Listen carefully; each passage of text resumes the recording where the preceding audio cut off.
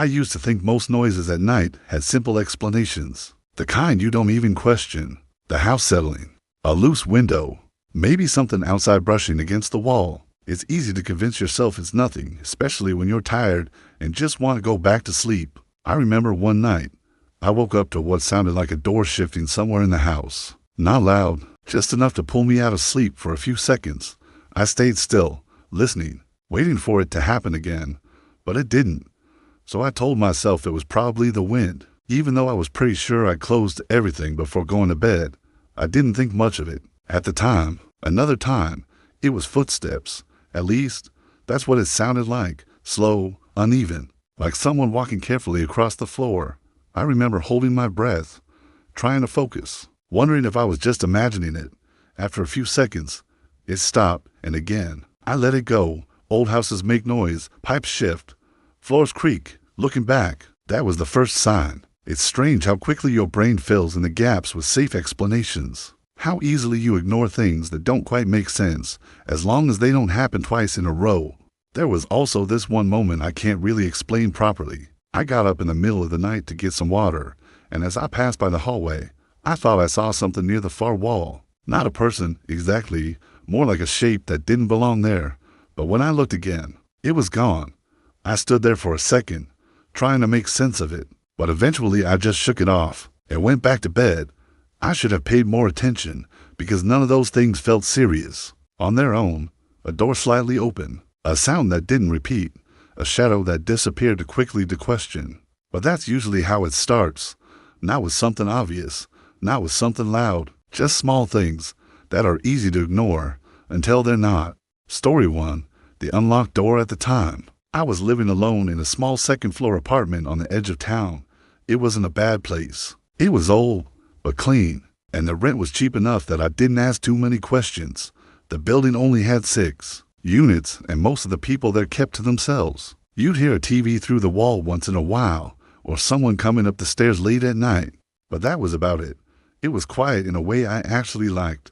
I worked long hours, usually got home tired, made something easy for dinner, watched whatever was on, and went to bed around the same time every night. My routine didn't change much. I locked the front door, check it once before turning off the kitchen light, and then go to sleep. Living alone makes you more aware of things. You notice if a cabinet is open when you know you closed it. You notice sounds more. You keep track of where you leave things. That morning stood out. I was leaving for work, half awake, reaching for my keys, when I put my hand on the doorknob and felt it turn too easily. The deadbolt wasn't set. The handle lock wasn't either. The door wasn't open exactly, but it was barely latched, like someone had pulled it shut without locking it all the way. My first thought was that I'd been tired and forgot. That was the easiest explanation. I even told myself that while I locked it again, people forget things. It happens. Still, the whole day, it stayed in the back of my mind. That night I was extra careful. I checked the lock twice, then once more from bed after getting up to use the bathroom. The next morning, everything was normal, so I let it go. A couple days later, I came home from work and noticed one of my kitchen drawers was pulled out just slightly. Not enough to catch your attention right away, just enough that when I walked past, I stopped and looked at it. I knew I hadn't left it like that, but there wasn't anything missing, and nothing inside looked disturbed. I pushed it closed and stood there longer than I needed to. I didn't think much of it at the time. After that, little things started happening often enough that I couldn't ignore them completely, but never in a way that felt solid. A chair at the table angled out when I was pretty sure I'd pushed it in. The bathroom door not as open as I usually left it. A mug on the counter instead of by the sink. None of it was dramatic. None of it was proof of anything. And because I lived alone, there was always a way to blame it on myself. I was tired, distracted, on autopilot. Looking back, that was part of what made it so easy to dismiss. But something else changed too, and that part was harder to explain. I started feeling uncomfortable in my own apartment. Not scared, exactly. Just watched. I'd be sitting on the couch with the TV on and suddenly get the urge to look over my shoulder toward the hallway. Or I'd be brushing my teeth and feel this weird pressure in my chest, like someone was behind me even when I knew no one was there. A few times I even checked the closet and under the bed. I stopped sleeping after that. Every sound got my attention. Pipes in the wall, the refrigerator clicking on, someone upstairs dropping something. The building had always made noise, but now it felt different, like I was listening for something specific without knowing what it was. One Friday night, I stayed up later than usual. I'd fallen asleep on the couch with the TV on low, then woke up sometime after 2 and went to bed. Before I got under the blanket, I checked the front door, locked, deadbolt set. I even pulled on it to make sure. Sometime in the night, I woke up again. I didn't move at first because I wasn't fully awake, and for a few seconds I didn't know what had pulled me out of sleep. Then I heard it, a soft sound from the other room, not the building, not pipes, not the refrigerator, movement, very light, but careful, like someone trying not to make noise and failing anyway. I remember that moment clearly, the way my body went completely still, the hum of the fan near my bed, the dark shape of my bedroom doorway. I kept my eyes almost closed, because something in my head told me not to let whoever it was know I was awake. Then I heard it again, a small shift, the faint scrape of something against the floor. There was someone inside my apartment. I knew it in that instant, with this cold certainty that made it hard to breathe. All those little things from the past week rearranged themselves in my head. It started to make sense in the worst possible way. The unlocked door, the drawer. I lay there pretending to sleep, listening to someone move quietly through my home, and realized they hadn't just broken in that night. They had been coming in before. Story 2. Someone was already inside. I used to get home pretty late most nights. My job kept me out until almost midnight, sometimes later, and by the time I pulled into my driveway, the street would already be quiet. Most of my neighbors had families, so their houses would be dark by then, porch lights off, no movement anywhere. It was the kind of silence you get used to after a while. Not peaceful exactly, just still. That night didn't feel any different at first. I parked, grabbed my bag, and walked up to the front door like I always did. I remember unlocking it, stepping inside, and kicking off my shoes without even turning the main lights on right away. I'd done it so many times it felt automatic. But then I noticed the light. It was coming from down the hallway, faint but clear. My bedroom light. I stopped for a second, just standing there with the door still half open behind me. I always turn my bedroom light off before leaving. I'm the kind of person who double-checks things like that. It's just habit. My first thought was that I must have left it on by mistake. Maybe I'd been in a rush that morning. It happens. I didn't think much of it at the time. I closed the front door and locked it, then stood there a little longer than usual, looking down the hallway. The light wasn't bright from where I was, just a soft glow spilling out across the floor. Everything else looked normal. The living room was the same as I left it. Couch, coffee table, nothing out of place. No signs of anything forced or broken, no immediate reason to feel concerned. Still, something felt off. It's hard to explain exactly. The house just felt different. Too quiet, maybe, like the kind of silence that isn't empty, but waiting. I picked up my phone without really thinking about it and opened my messages. I wasn't scared. Not yet, but I felt this small, uncomfortable pressure building in my chest. The kind you try to ignore because you don't want to overreact. As I started down the hallway, I noticed my bedroom door. It was slightly closed, not fully shut, just pulled in enough that the light was coming through the gap instead of filling the hallway. I always leave it open when I'm gone. I don't like coming home to closed doors. It makes the space feel smaller. I slowed down without realizing it. For a second, I just stood there, staring at that narrow strip of light on the floor. My brain was still trying to find a normal explanation. Maybe I closed it halfway that morning. Maybe the air had shifted it. Old hinges, uneven floors. There are always little reasons things move. Looking back, that was the first moment I should have left. Instead, I took another step forward. That's when I heard it. A faint sound from inside the room. It wasn't loud, more like a small shift. Fabric brushing against something, or maybe a foot adjusting its position on the floor. I froze. Every part of me went still, like my body understood something before my mind fully caught up. I didn't breathe for a second. I just listened. Nothing. The silence came back just as quickly as the sound had disappeared. I told myself I imagined it. I had to. I backed up slowly, keeping my eyes on the door, and unlocked my phone again. My hands were starting to feel unsteady, even though I kept telling myself there was nothing there. I opened my friend's contact and hit call, lowering the volume all the way down before it could ring. She picked up after a couple of seconds. "Hey," I whispered, barely loud enough for her to hear. "Can you just stay on the phone with me for a minute?" She asked what was wrong, but I didn't answer right away. I didn't want to say it out loud. Saying it would make it real. I stepped back another inch, my eyes still fixed on that door. I don't know, I said quietly. Something just feels off. There was a pause on the other end.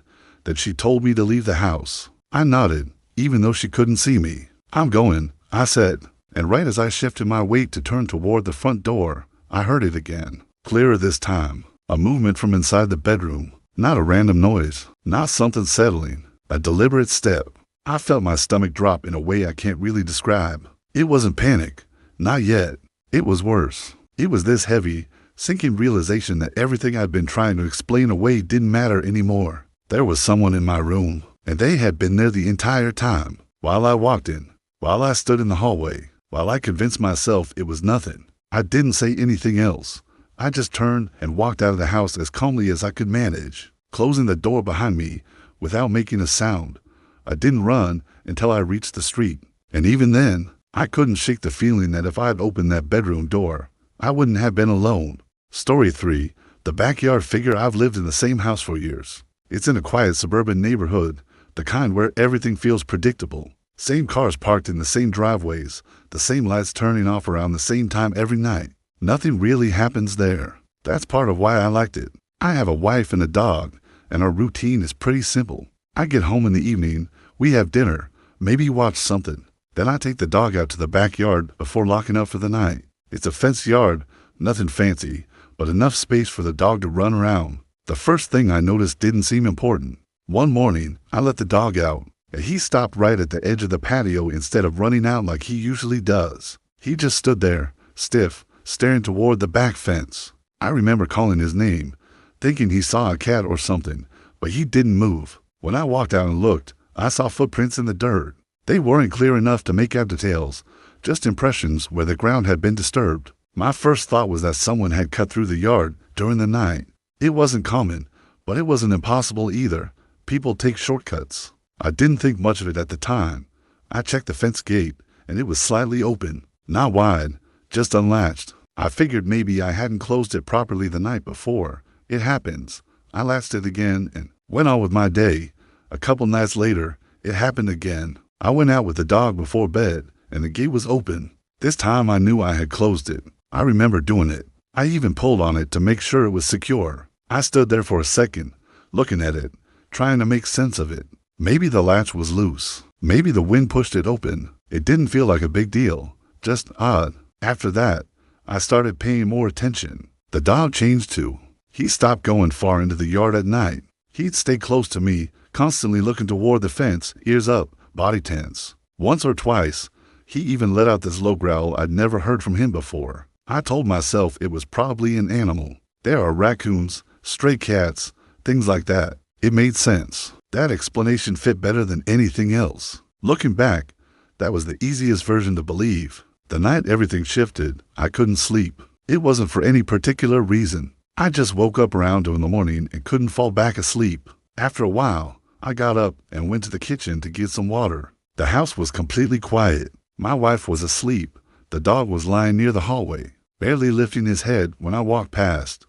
On my way back, I passed by the window that looks out into the backyard. I don't know why I looked. Maybe it was habit. Maybe something caught my attention.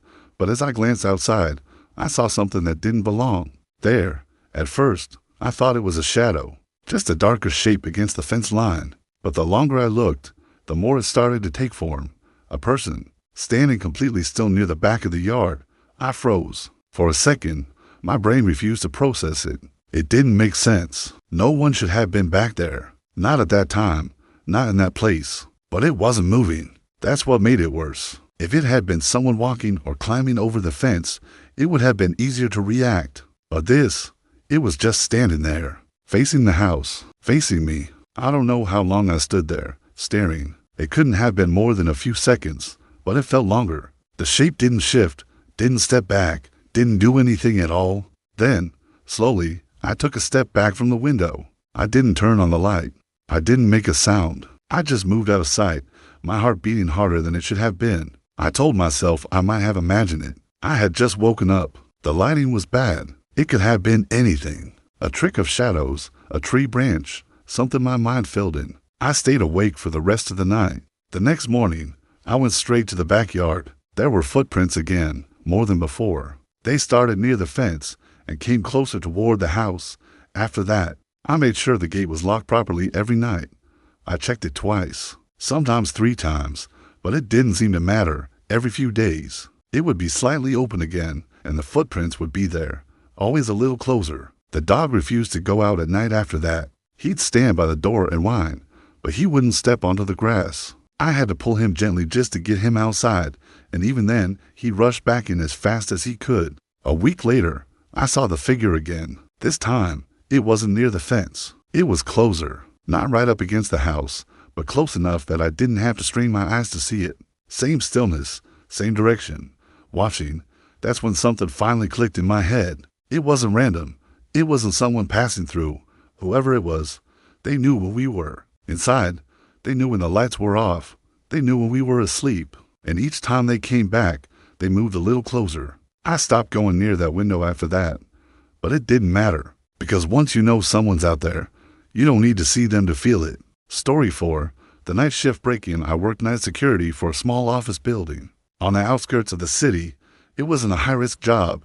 Most nights were quiet, almost boring. The building had 3 floors, a handful of offices, and a reception area on the ground level.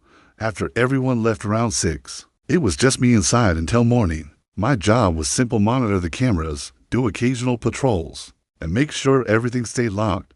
At first, I actually liked the silence. There's something about being alone in a place like that that feels calm, at least in the beginning. No interruptions, no noise, just the low hum of lights and the faint buzz from the security monitors. I'd sit at the desk, watching the feeds, occasionally walking through the halls just to break up the time. The first thing that stood out was a door. It was on the 2nd floor, one of the smaller offices near the end of the hallway. I had checked it earlier in Story 5. They had a key when we first moved into the house. Nothing felt unusual. It was a small rental in a quiet neighborhood, not too far from where we both worked. The place wasn't new, but it was in good condition. Clean, freshly painted, everything functioning the way it should. The landlord seemed normal too. He showed us around, handed over the keys, and that was it. For the first couple of weeks, everything felt exactly the way a new place should feel. Slightly unfamiliar, but comfortable enough. We were still getting used to where things were, figuring out routines, adjusting to the space. The first thing that stood out was so small I almost ignored it. I came home one evening and couldn't find my keys. I was sure I had left them on the kitchen counter, right by the sink. I always put them there. It's one of those habits you don't think about. I checked everywhere. The table, my jacket pockets, even the floor near the entrance. Nothing. Then, the next morning, they were back on the counter, exactly where I thought I had left them. I asked my partner if she had moved them, but she said no. She hadn't even noticed they were gone. We both laughed it off. It didn't feel serious. Just one of those things you can't explain, but don't really question either. I didn't think much of it at the time. After that, it started happening more often. Not big things, just small items. A mug that wasn't where we left it.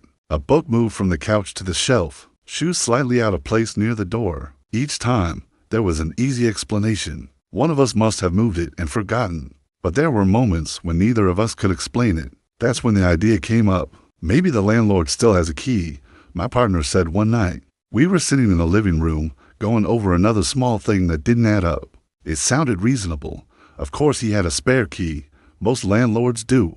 Maybe he came in while we were out to check something, maintenance, inspections, anything like that. It made sense, but something about it felt off. He had never mentioned coming by, no messages, no calls. And the changes we were noticing didn't feel like someone checking pipes or fixing something. They were too random. Still, we didn't push it. Looking back, that was probably the moment we should have taken it seriously. A few nights later, I noticed the front door wasn't fully locked when I got home. The deadbolt wasn't engaged. I knew I had locked it before leaving. I remember doing it. I told myself I must have been distracted. The same thing happened again 2 days later. After that, I started double-checking, locking the door, then pulling on it to make sure. Sometimes I'd even check it again from bed, just to be certain. It didn't change anything. One night, everything shifted. We were both home, sitting in the living room. It was late, close to midnight.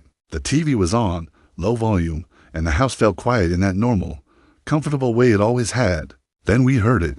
The sound of the front door unlocking. It was subtle, but unmistakable. The soft click of the lock turning. We both looked at each other at the same time. Neither of us moved at first. It took a second for it to register. Then, slowly, we both turned our attention toward the hallway leading to the front door. Another sound followed, the handle turning, and then the door opening, not forced, not rushed, just opened, like someone who belonged there. I felt my chest tighten in a way I can't really describe.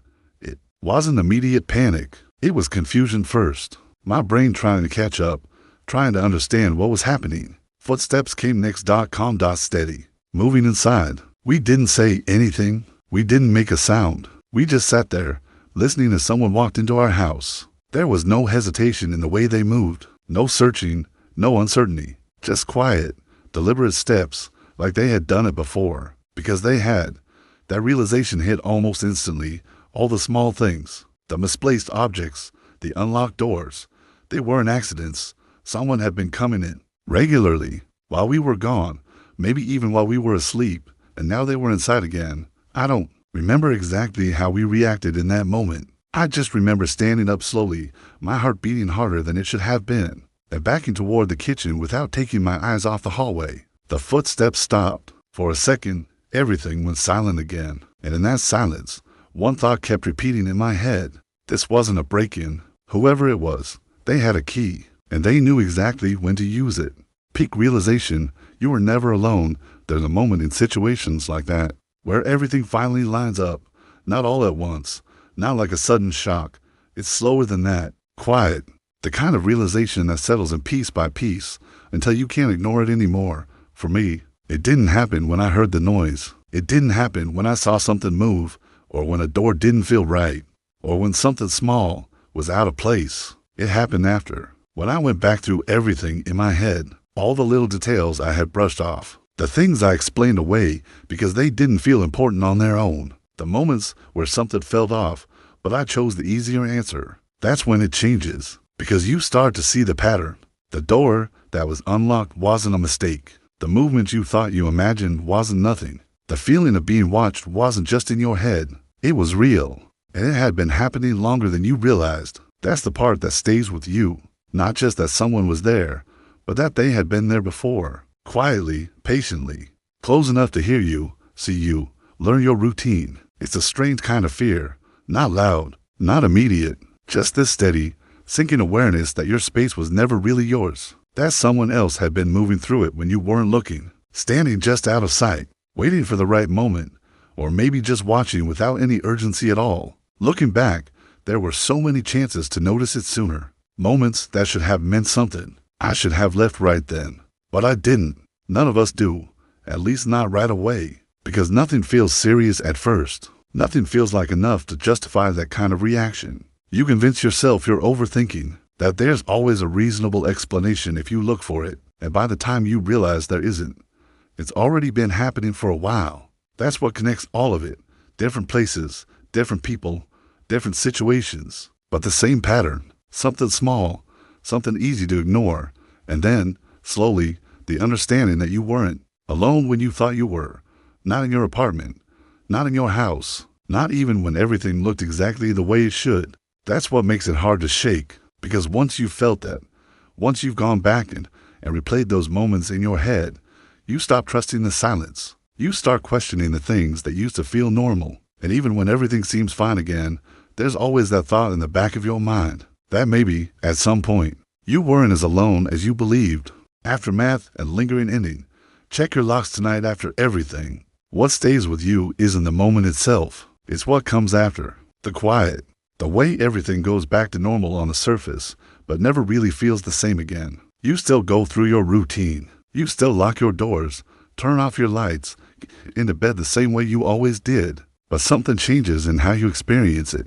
Because now you know how easy it is to miss things. None of those situations felt dangerous at the beginning. That's the part that makes it hard to accept. There was no clear warning, no obvious threat, just small details that didn't seem worth reacting to. A door not fully closed, a sound that didn't repeat, something slightly out of place. Individually, they didn't mean anything. Together, they meant everything. Looking back, every single one of those moments was a chance to notice. A chance to stop and question what didn't feel right. But that's not how it works when you're living through it. You don't assume the worst. You look for the simplest explanation, the safest one. You tell yourself you're tired, distracted, overthinking, and by the time you realize that something isn't adding up, it's already been happening longer than you think. That's what makes it unsettling. Not the idea of someone forcing their way in, but the possibility that they didn't have to, that they didn't rush, that they didn't need to make noise because they understood something you didn't. Your routine, your habits, the times you're home, the times you're not, when you're paying attention and when you're not. That kind of presence doesn't announce itself. It doesn't break things or leave obvious signs. It stays just subtle enough to be ignored until it can't be ignored anymore. And even then, there's usually a moment where you hesitate, where you question yourself instead of the situation, where you wait just a little longer before reacting. Most people don't break in by force. They don't need to. Sometimes access is already there. Sometimes all it takes is time and patience. That's the part that lingers. Because once you've thought about it that way, it's hard to go back to how things felt before. The silence doesn't feel empty anymore. The familiar spaces don't feel completely yours. You start noticing things, small sounds, small changes. You double-check locks you never used to think about. You pause for a second longer in dark hallways, not because you're certain something is wrong, but because now you know it's possible. That's what stays with you, the possibility that something could have been there without you knowing, that it could have been happening quietly, just out of sight, blending into everything you trusted. And maybe it never happens again. Maybe everything really is fine. But the next time you hear something small in the middle of the night, a shift, a sound, a door that doesn't feel quite right, you'll remember this. And whether you act on it or not, you'll think about it. Tonight, before you go to sleep, check your doors. Because sometimes they don't need to break in. Sometimes they're already inside.